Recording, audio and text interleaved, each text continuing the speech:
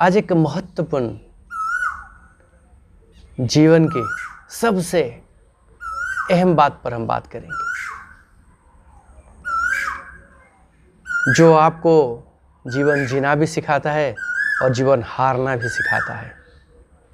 अगर आप इसमें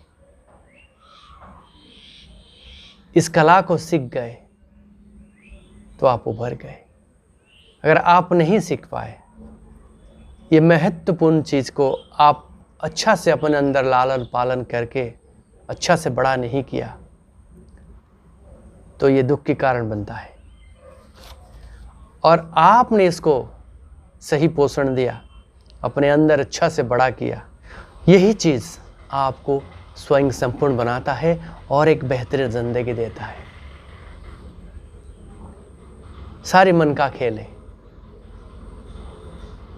मैं आपसे वो बात करना चाहता हूँ जो अगर इंसान के पास, मनुष्य के पास नहीं होगा तो शायद मनुष्य जी भी नहीं सकता है। मैं प्रेम की बात कर रहा हूँ। ये प्रेम प्रकृति में है क्या और मनुष्य के अंदर क्यों है और प्रेम बनता कैसे है? सत्य कहे, हम कहते हैं ମୁଁ तुमको भल पाउछि। अगर ये भल पाइबा जब निस्वार्थ पर हो जाता है, अगर आप निस्वार्थ भाव से किसी को इतना प्यार करते हैं, वो प्यार ही प्रेम बन जाता है। माँ अपने बच्चे से प्यार नहीं करती है, उसे प्रेम करती है, क्योंकि ना माँ का जो प्यार होता है ना, वो निस्वार्थ भाव से होता है। इसीलिए माँ का प्यार बच्चे के लिए प्रेम है। पिता का भी सेम। माता पिता जब हमसे प्यार करते हैं, उसे हम प्यार कहते हैं। प्रकृति में वो प्यार नहीं, वो प्रेम है, वो शाश्वत प्रेम है। क्योंकि ना पिता माता के प्रेम के पीछे, प्यार के पीछे कोई स्वार्थ नहीं होता है। वो निस्वार्थ भाव से जो करते हैं आपके लिए, निस्वार्थ भाव से करते हैं, और वही निस्वार्थ भाव ही प्रेम है। लेकिन मैं सारे विद्यार्थियों से ये कहना चाहता हूँ, जब आपकी उम्र 14-15 साल हो जाता है, तब आपकी मन टटोलने लगता है, मन बहकने लगता है, आप इधर उधर भागने लगते हो और मन की खेल को आप प्रेम समझ लेते हो। एक बॉय की बात करता हूं और एक गर्ल की बात करता हूं। एक युवा के लिए किसी का सुंदर चेहरा, उसके प्रति आकर्षण को ही प्रेम मान लेते हैं। विपरीत से देखे, एक युवती, एक पुरुष में वही सुडलता और बाकी सारे आकर्षित करने वाले गुणों से प्रभावित हो जाते हैं और उसके प्रति समर्पित हो जाते हैं। इसी को शायद प्यार कहते हैं, इसको शायद वो लोग प्रेम का नाम दे देते हैं। अगर आप इनके पीछे जाके इस बात को अनुशीलन करेंगे तो भली भांति आप अनुभव कर पाएंगे, प्रकृति में आकर्षण प्रेम नहीं होता है। ये 15-16 साल से 25 साल के उम्र में हम जो आकर्षण में रहते हैं, उस आकर्षण को हम प्रेम मान लेते हैं, जबकि वो उस उम्र में प्रेमी होता ही नहीं है किसी। क्योंकि ना उस उम्र में हमको किसी दिशा पे जाने के लिए खुद को प्रस्तुत करना चाहिए, और ये आकर्षण हमें दिशाहीन कर देता है। सभी युवाओं से, सभी विद्यार्थियों से मेरा ये निवेदन है, आप इस उम्र में आकर्षण को प्रेम ना समझे, बस ये तो हम सब मनुष्य हैं। कोई अच्छा चीज़ हम देखते हैं तो उसके प्रति जो हमारा संवेदना जाता है, उस संवेदना से एक भाव निकलता है, वो भाव विचार बनता है और उस विचार से हम उसको एक स्तर दे देते हैं और एक आयाम बन जाता है। और वो हमारी मानसिकता पर जो छवि बनाता है, उस छवि को लेकर हम सपने देखने लगते हैं। और विवाह में ये प्रबल होता है, ये प्रखर होता है। कुछ युवाओं ने, कुछ विद्यार्थियों ने इसके चलते गलतियां बहुत करते हैं, जो सारे जीवन को समाप्त कर देता है। मेरा आप सबसे, सब युवाओं से, सब विद्यार्थियों से निवेदन है, ये जो उम्र है आपका, ये सबसे शक्तिशाली और पावरफुल ये उम्र है आपका। कुछ विद्वान तो ये कहते हैं, ये जो 12वीं कक्षा में आप पढ़ते हो, ये 12वीं कक्षा में अगर आप एक बहुत कुशल श्रमिक की तरह बहुत सारा मेहनत किया तो आगे की जो जीवन है वो राजा की तरह बिताओगे। अगर इस उम्र में अब परिवार से आपको सारी चीज़ें मिलती है, अगर आप खुद को राजा बना लिया, आलस्य अपना लिया, जो करना चाहिए वो आपने नहीं किया, तो सारे जीवन आपको श्रम करना पड़ेगा, यानी श्रमिक की तरह जीवन जीना पड़ेगा। इसलिए आपके हाथ में है, आप आकर्षण के जरिए आकर्षित रहोगे, खुद को डुबाओगे, या सही निर्णय लेकर सही दिशा के ओर खुद को लेने की, खुद को लेकर जाने की प्रस्तुतियां अपने अंदर करोगे। बस मैं चाहता हूं आप आगे जाओ। एक सुखद भविष्य आपका स्वागत करने के लिए उधर खड़ा है। बस आप ये आकर्षण में ना पड़े, आकर्षण को प्रेम ना समझे और आप अपने जीवन को ना बर्बाद करें।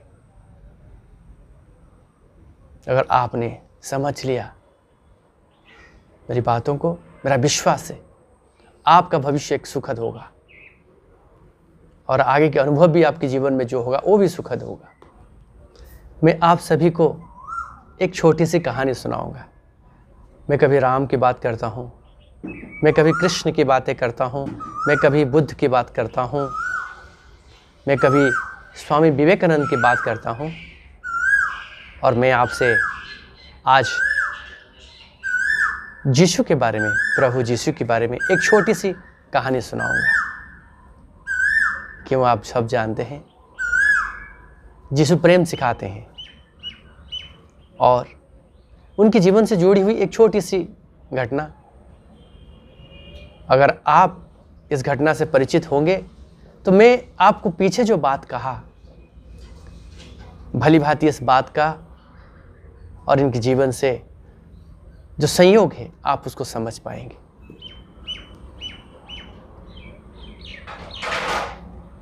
यीशु एक दिन कहीं पैदल निकल रहे थे, रास्ते में थोड़ा सा थक गए तो एक जगह पर बैठे, थोड़ा एक बगीचा था छोटा सा, बैठे।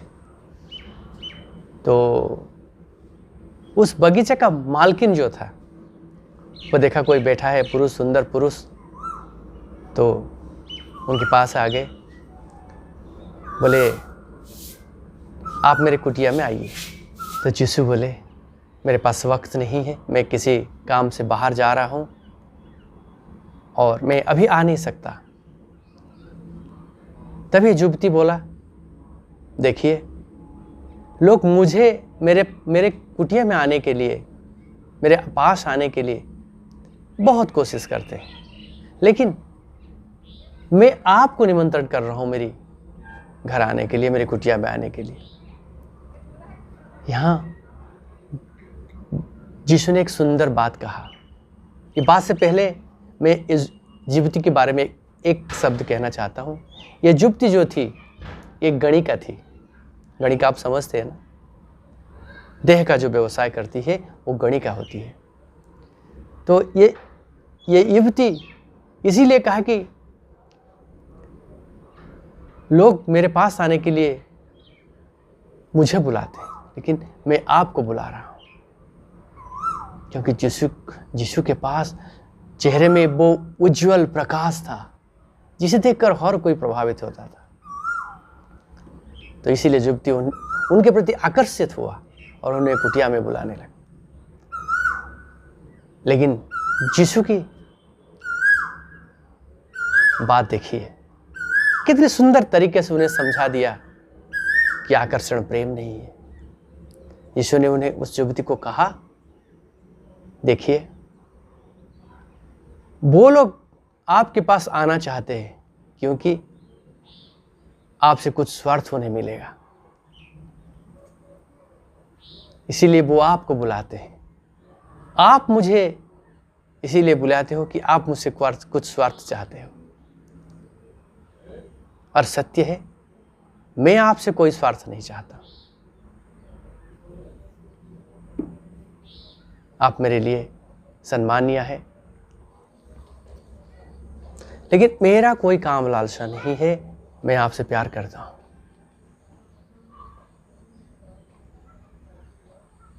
और मेरा ये प्यार में कोई स्वार्थ नहीं, इसलिए मेरा प्यार आपके लिए प्यार नहीं, प्रेम है। जैसे एक माँ अपने बच्चे से करती है, वैसा ही प्रेम मेरा आपसे है। जब अगर आकर्षण नहीं होगा तो प्यार कभी आपके लिए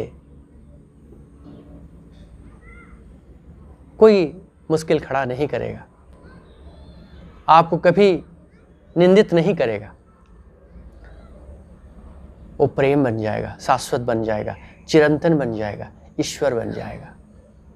अगर थोड़ा सा भी लालसा, स्वार्थ आप प्यार में मिलाया, स्वार्थ मिलाया, आकर्षण मिलाया, तो ये आपको दुख देगा। मेरे कहने की तात्पर्य ये आप सभी से है, आकर्षण को प्रेम ना समझे, स्वार्थ लेकर किसी से प्यार मत कीजिए। प्यार के बगैर जिंदगी अधूरा है। अगर प्यार नहीं होगा तो ना परिवार होगा, ना आप होंगे, ना हम होंगे, ना ये संसार होगा। ये सारा प्यार से चलता है, और ये जो चलाने वाला है वो प्रेम से चलाता है, क्योंकि ना उसका कोई स्वार्थ नहीं हमसे, सिर्फ हमारी अच्छाई के लिए वो हमें प्रेम करता है। मेरा आप सभी से निवेदन है, सारी युवाओं से निवेदन है, सारे विद्यार्थियों से निवेदन है, आप ये यौवन को प्रेम से सींचे, प्रेमी बने और पूरा जीवन प्रेमी बनकर जीवन जिए, स्वार्थ रहित, निस्वार्थ भाव से। आज के लिए इतना। फिर कल एक नई विषय लेकर आपके समक्ष प्रस्तुत रहूंगा। आज के लिए नमस्कार, धन्यवाद।